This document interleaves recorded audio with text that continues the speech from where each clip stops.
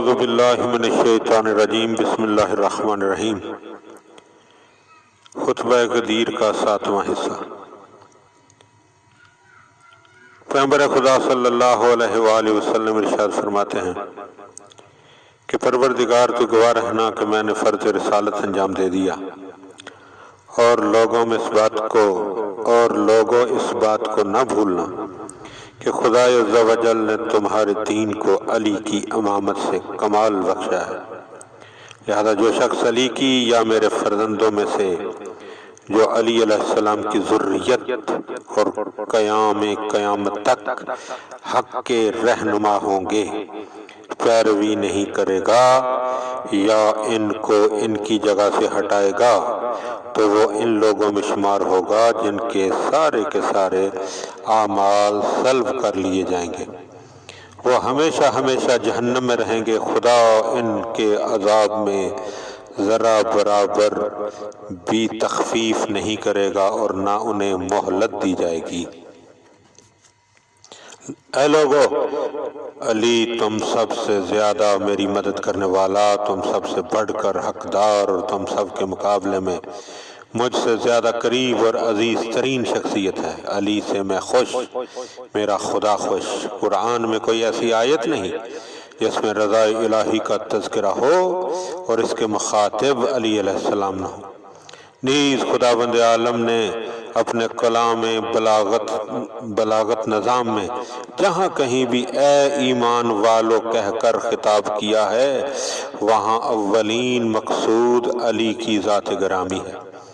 اسی طرح تعریف و توصیف کی ہر آیت کا عنوان انہی کا کردار ہے۔ سورہ الحل عطا میں بہشت کے مستحق ہونے کی گواہی انہی سے مخصوص ہے۔ یہ سورہ پورے کا پورا انہی کے شان میں اترا اور ان کے علاوہ اس میں کسی کی مدح سرائی نہیں کی گئی ہے۔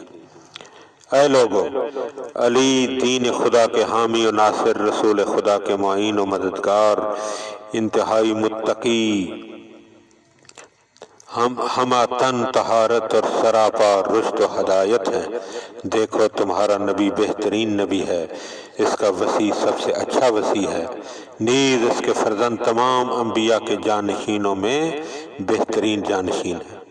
لوگوں، ہر پیغمبر کی ذریت اس کے صلب سے بڑی پھیلی، لیکن میری نسل علی علیہ السلام کے ذریعے قائم و دائم اور پھلتی پھولتی رہے گی۔ اے لوگو، ابلیس کا حسد آدم کے جنت سے نکلنے کا سبب بنا۔ تم علی پر رشک نہ کرنا ورنہ تمہارا سارا کیا دھرا برباد ہو جائے گا اور تمہارے قدم لڑکھڑا جائیں گے۔ آدم کا زمین پر آنا صرف ایک ترک اولا کا نتیجہ تھا، حالانکہ وہ خدا کے برگزیدہ بندے تھے۔ اب بتاؤ، اگر تم نے خدا کے احکام کی صریح خلاف ورزی کی تو پھر تمہارا کیا حشر ہوگا، حالانکہ تم ہی ہو عیاں را چے بیان۔ تمہیں میں سے آخر وہ لوگ بھی ہیں جو خدا کے دشمن ہیں۔ ہاں، وہ بد نصیب ہی ہوگا جو علی سے بیر باندھے گا۔ علی کے دوستوں کی نشانی تو یہ ہے کہ وہ پرہیزگار ہوں گے، مومن ہوں گے، مخلص ہوں گے۔ خدا کی قسم کھا کر کہتا ہوں کہ سورہ والعصر بسم اللہ الرحمن الرحیم، والعصر ان الانسان لفی خسر الا الذین آمنوا وعملوا الصالحات وتواصوا بالحق وتواصوا بالصبر۔ علی ہی کے لیے نازل ہوا ہے۔ لوگو، رب العزت گواہ ہے کہ میں نے فرض رسالت ادا کر دیا اور رسول کا بس یہی کام ہے کہ وہ پیغام پہنچا دے۔ سورہ مائدہ آیت نمبر 99۔ لوگو، خدا سے جس طرح ڈرنا چاہیے اسی طرح ڈرو اور مرتے دم تک اسلام سے وابستہ رہو۔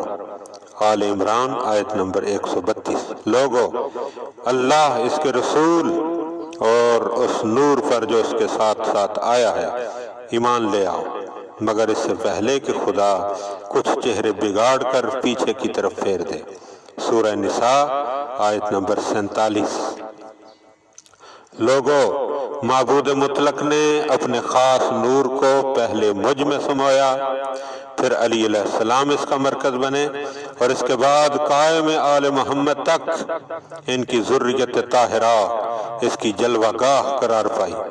قائم آل محمد المہدی المنتظر وہ ہیں جو خدا کا حق لیں گے اور ہمارے بھی ہر حق کو حاصل کریں گے، کیونکہ پاک پروردگار نے ہمیں کوتاہی کرنے والوں، دشمنی برتنے والوں، مخالفت پر اتر آنے والوں اور ان کے علاوہ خیانت کاروں، گناہ گاروں، نیز دنیا بھر کے جفاکاروں پر حجت قرار دیا ہے۔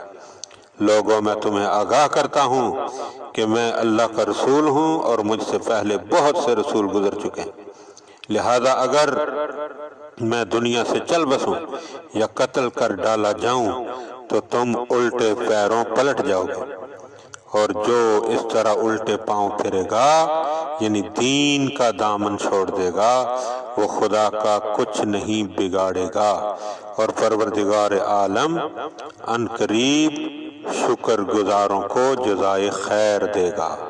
اللہم صلی علی محمد و آل محمد۔